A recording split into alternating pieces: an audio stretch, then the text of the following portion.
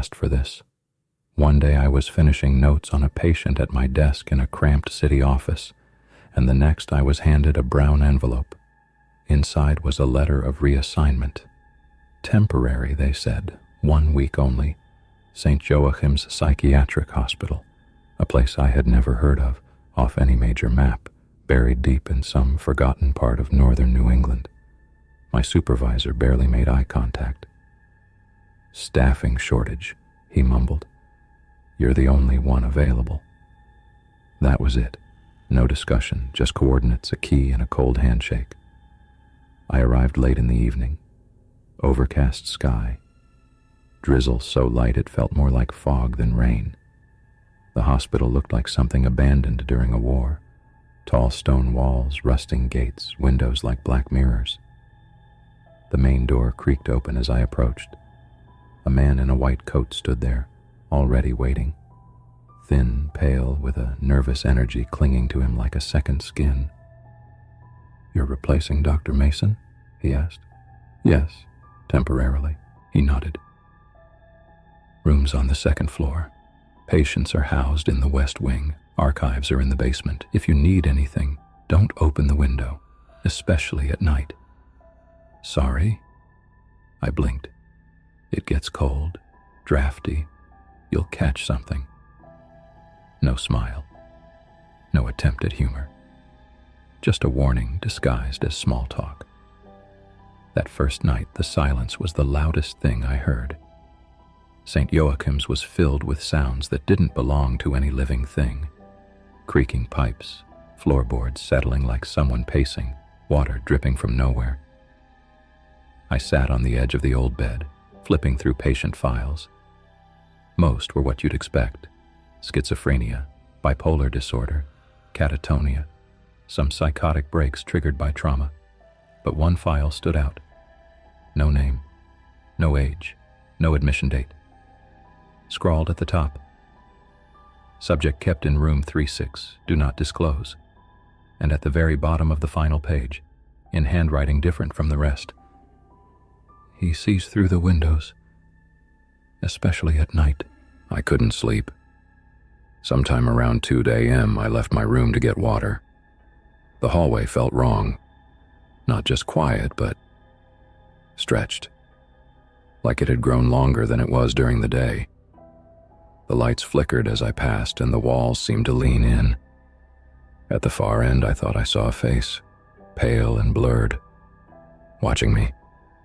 Gone in a blink. As I passed the window on my way back, something pulled my gaze outside. There was someone standing in the courtyard. A patient. Hospital gown. Bare feet. Staring straight up at my window. Not moving.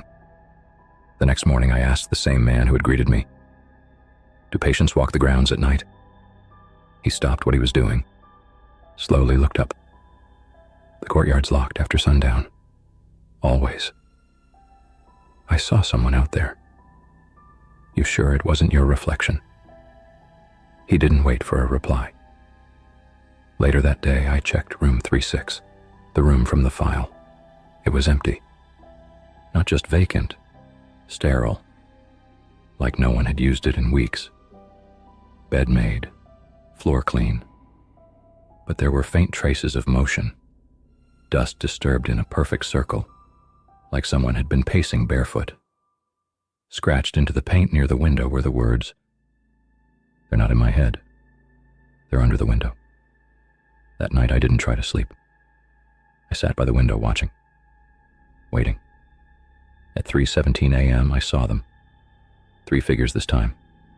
Same gowns, same dead stillness. All of them staring up, not at the building, at me. The next morning I demanded to see security footage from room 36. The staff member looked confused, then wary. "That room hasn't been used since April. Camera's broken. Maintenance flagged it weeks ago." But the file said it was active. I saw the red light. "It's recording." He didn't answer. That night I accessed the system myself. I'm no hacker, but the hospital ran on software that looked like it hadn't been updated since the 90s. I found it. One clip. 43 seconds. Room 3 to 6, empty. Then, without warning, the window creaked open. On its own. A pale, thin hand reached inside from the darkness. It gripped the inside of the frame, then pulled someone, out of view. The footage ended. I sat back, heart pounding. I didn't know if what I saw was real. Hallucination. Corruption in the file. But then, right on cue, my own window creaked, slowly, deliberately. Outside, the wind picked up. And then I heard it. A voice. Broken, hollow. Doctor, open the window. The next morning, I woke with a headache and the taste of rust in my mouth. I had locked the window. I know I did. But when I opened my eyes, it was ajar. Just a crack. As if something had watched me sleep and politely let itself out before sunrise. There were footprints on the floor, bare, wet, leading from the window to the door. Then, vanishing. No exit prints. Just a cold trail that ended mid-tile. I didn't tell anyone, not yet. Instead, I went to the archives. St. Joachim's archive room was buried beneath 2 layers of rusted stairs and mold. The lights flickered overhead like dying insects. Cabinets stood like silent tombs, heavy and metallic, some still locked with padlocks that hadn't been touched in decades. I dug into room 36. There was no digital record, only one folder, thin, faded, tied shut with string. Inside, a handful of yellowed pages, a few scribbled notes, one photograph. The picture was old, early 20th century, maybe older. Black and white, grainy. It showed a room, clearly room 36. Same shape, same window, same cracks in the wall. But in the corner, half obscured by shadow, stood a figure. Not a patient. Something too tall, too still. Its face had been scratched out, violently. Dozens of tiny knife marks where the eyes should be. Beneath the photo, someone had written in red ink, "They don't like being seen, but they see everything." I brought the file to the nurse's station and asked who originally admitted the patient from room 36. The man behind the desk, a tall, balding orderly, glanced at the folder, then shook his head. "We don't talk about that one." "I'm a licensed psychiatrist," I said, "temporarily in charge of this ward. I have the right to—" "You have the right to leave that door closed, doctor." He tapped the file, then looked up, eyes tired. "You're here for a week. Do your job. Don't go looking for windows that were closed for a reason." He walked off, leaving me alone with the folder and a growing chill in my spine. That night I dreamed of windows. Hundreds of them. Opening one after another in perfect silence. Behind each, a face. Pale. Hollow. Watching me with mouths that didn't move, but I could hear them anyway. They whispered in voices I didn't recognize. "You left it open. We saw you. You belong with us." I jolted awake at 3:33 a.m., not because of a noise, but because I was freezing. The window was open again. Wider this time. Curtains fluttering. I stood up, heart hammering, and slammed it shut. Outside in the courtyard stood 4 figures now. They hadn't moved. But one of them, the one in the center, was holding up his hand. It was pointing directly at me. The next day, I finally snapped. I demanded a meeting with the hospital's director. They told me he wasn't available. I demanded again. They said, "Dr. Mason tried the same thing before he left." Left? No answer. Just a look. I asked to speak with any long-term staff. They pointed me to Sister Mary, the chaplain. She'd been there longer than anyone else. Her office smelled like old paper and lemon oil. Shelves lined with dusty Bibles, rosaries, handwritten journals. She was in her 70s, maybe 80s, with clouded eyes that still somehow pierced right through you. "You've seen them," she said, before I even sat down. I froze. You've seen them. In the courtyard. Through the windows. You know what they are. She nodded. I don't think anyone truly knows what they are. Not anymore. They don't have names. Not human ones. I sat down slowly. What do they want? To be seen. To be remembered. But not understood. Never understood. She leaned forward. Do you know why room 36 was sealed in 1967? I shook my head. A patient disappeared. Right in front of a nurse, the window opened, and he was gone. No trace? Only one thing left behind, a wet footprint, facing the window. Back in my room, I taped the window shut. I pushed a chair against it, pulled the curtains. Then I sat on the bed, folder in hand, staring at the scratched-out photo. My fingers trembled. In the silence, I heard it again. Not wind, not footsteps. A whisper. You brought us back. Thank you, Doctor. The morning came too quietly. No birds, no staff chatter, no metallic squeal of gurneys echoing through the halls. Just silence. It felt wrong, like the building was holding its breath. When I stepped into the West Wing, the first thing I noticed was the door to room 7-2 was wide open, lights flickering inside, the bed unmade.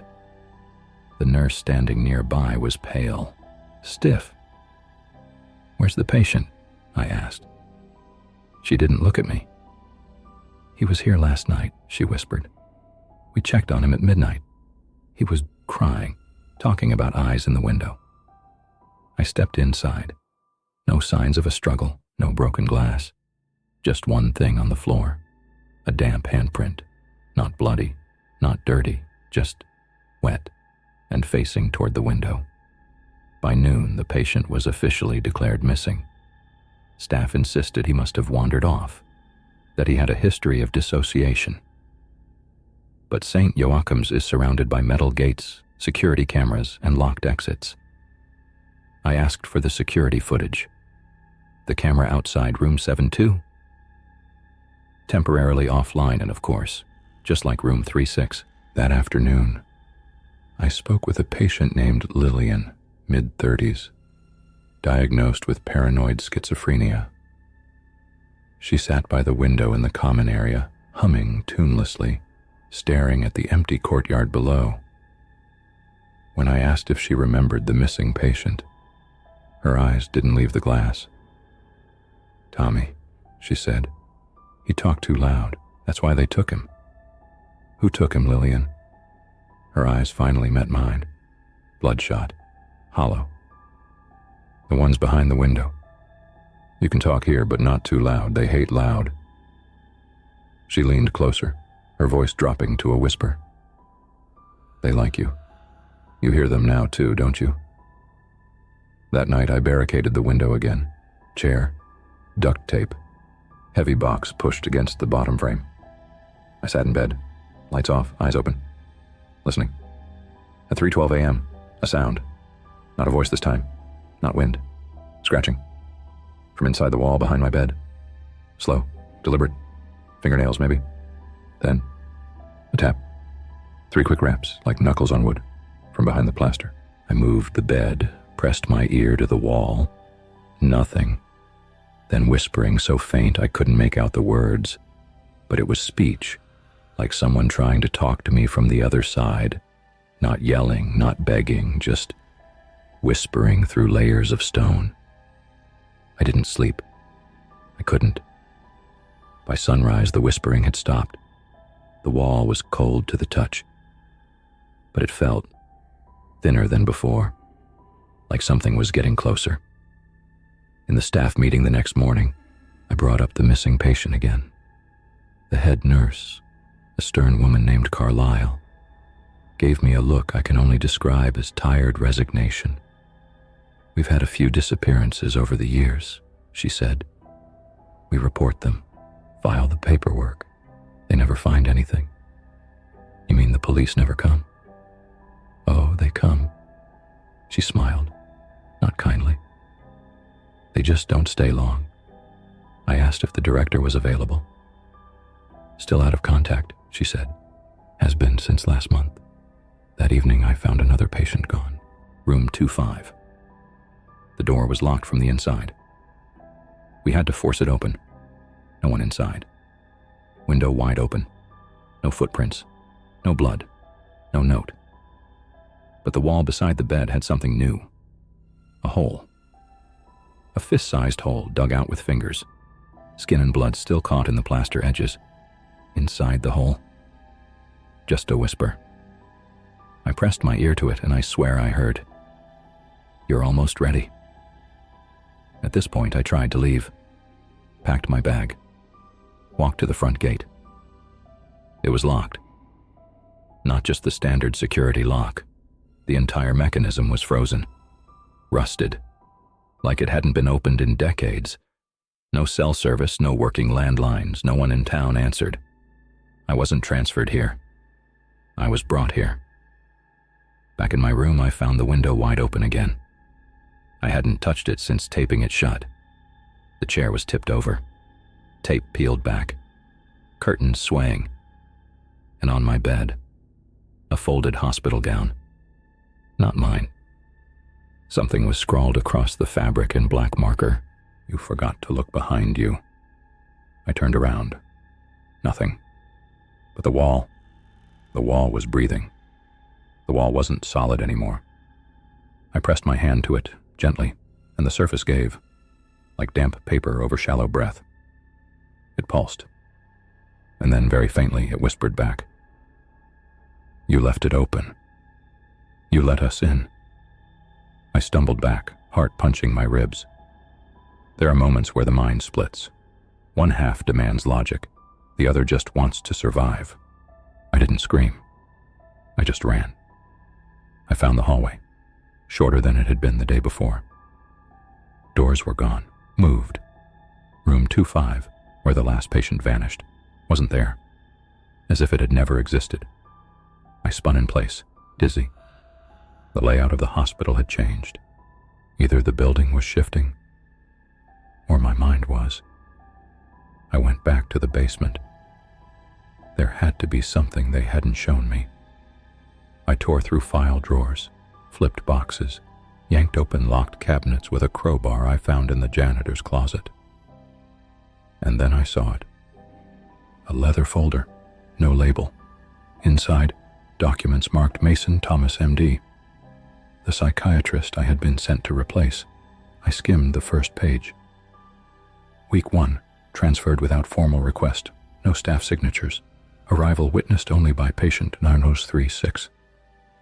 Week 2, patients began speaking in unison during sleep, said my name in voices not their own. Week 3, I locked my window. Still, I woke with dirt on my sheets. And salt. Week 4, I saw myself walking the halls, but I was in bed. I kept reading. The handwriting deteriorated, from steady cursive to jagged panic. Final entry. Don't look out, don't look in. It's already in the walls. I think I let it in when I said its name. But I don't know what name I said. They come when you forget the silence. I snapped the folder shut and sprinted back upstairs. My room was dark. Too dark. The lights flickered, then died. No power. I lit a match.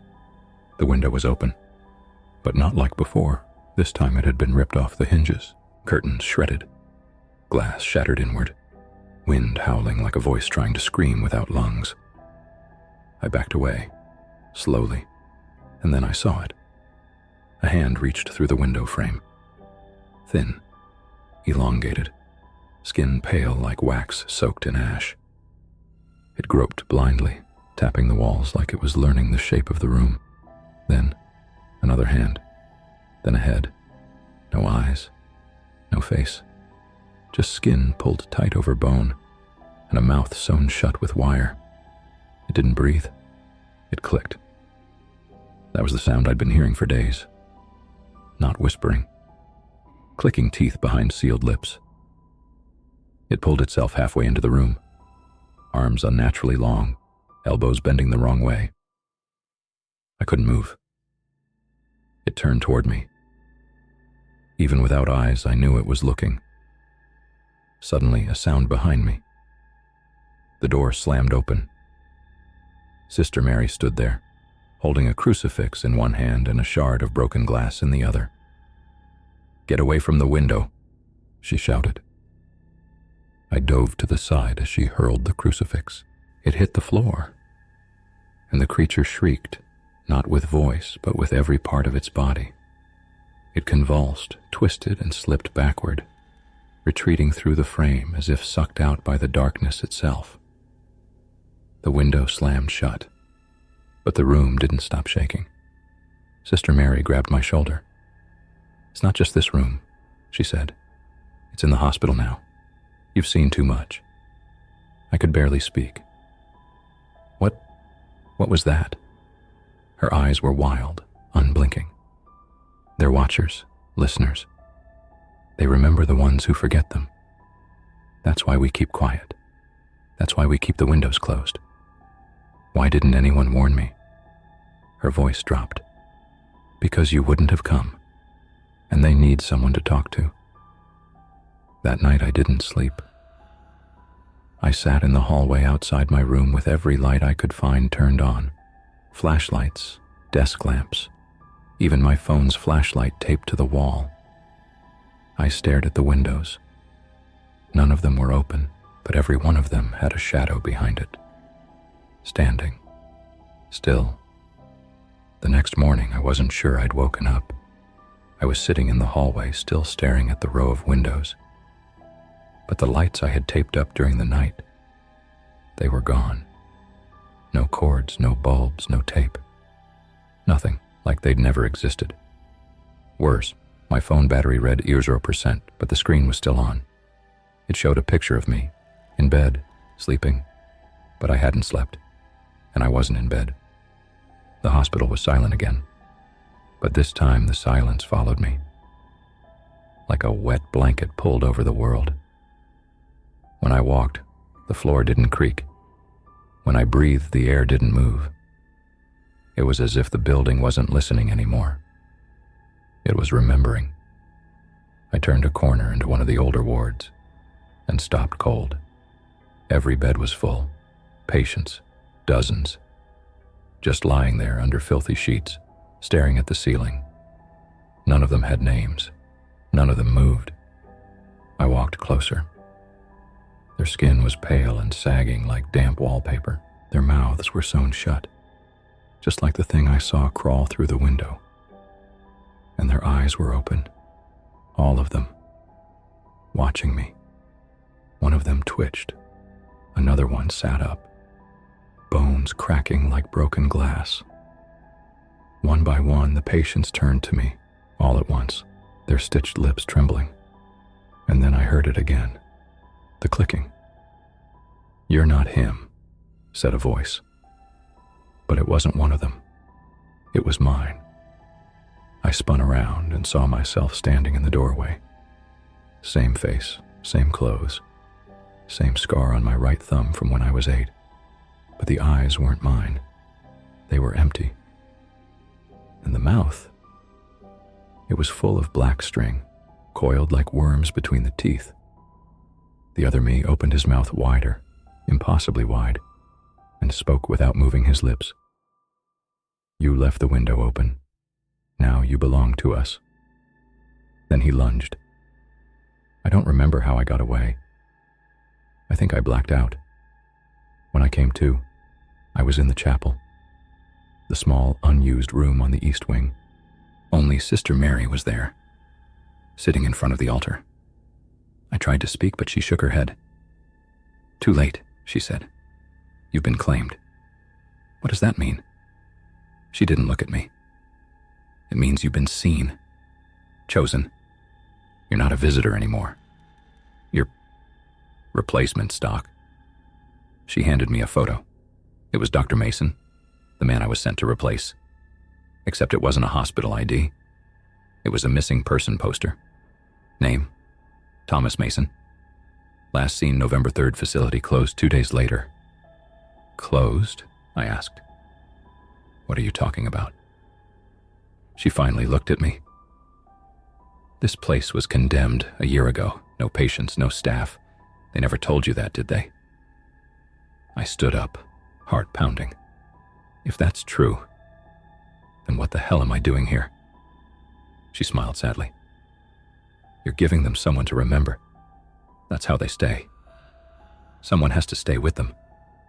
Someone real. Suddenly the window shattered, all at once. Wind howled.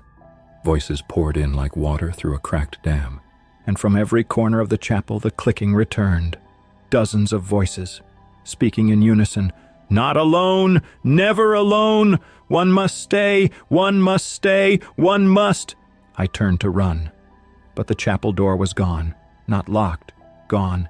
Just more wall, seamless. The altar melted into the floor. The pews stretched upward like hands, and Sister Mary stood in the center, unmoving, smiling as her face split open.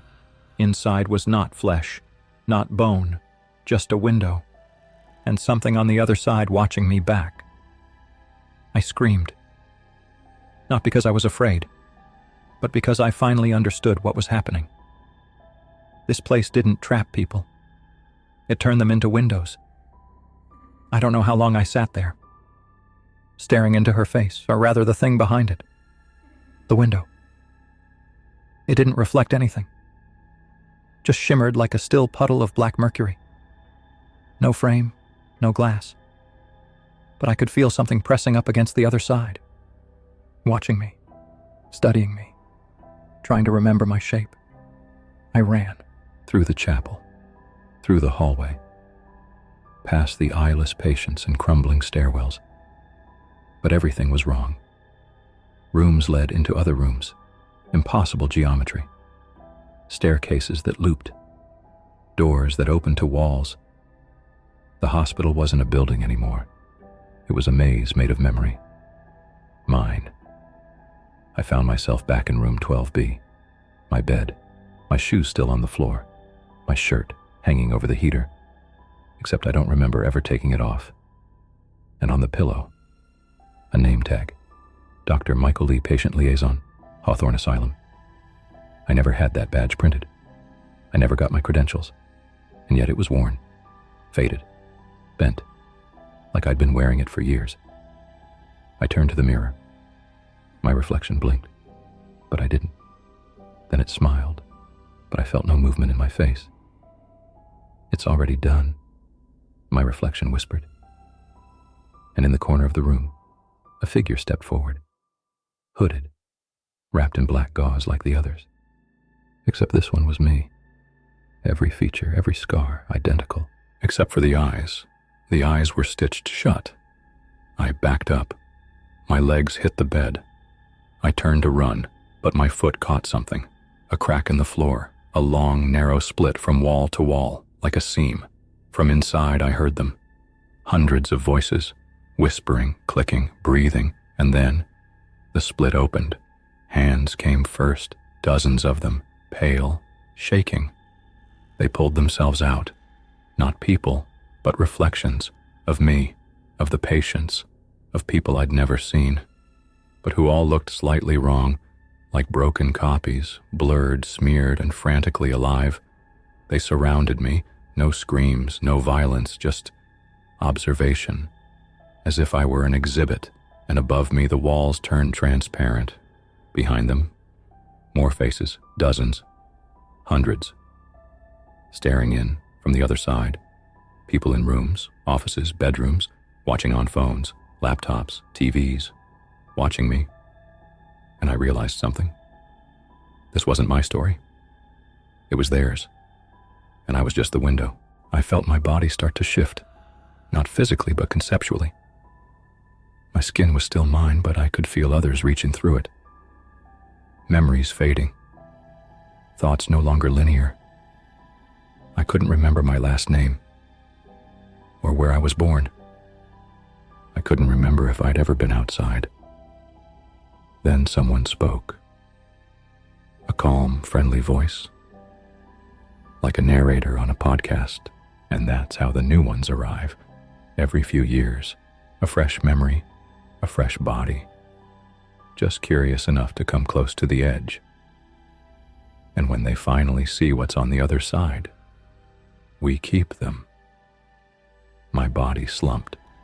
The thing wearing my face stepped over me, picked up the name tag, put it on, straightened its tie, smiled at the mirror. Welcome to Hawthorne. And somewhere through a screen you kept watching. You didn't look away. That's all it ever needs. Just one pair of eyes to open the next window.